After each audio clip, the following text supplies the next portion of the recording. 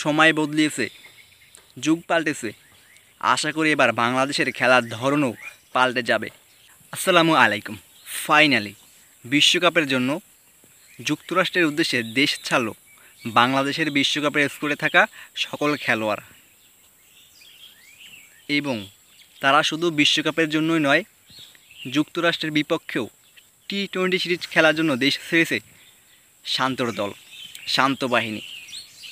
2024 টি-20 বিশ্বকাপের প্রস্তুতির জন্য যুক্তরাষ্ট্রের বিপক্ষে 3 ম্যাচের টি-20 সিরিজ খেলবে বাংলাদেশ বিশ্বকাপের প্রস্তুতির জন্য।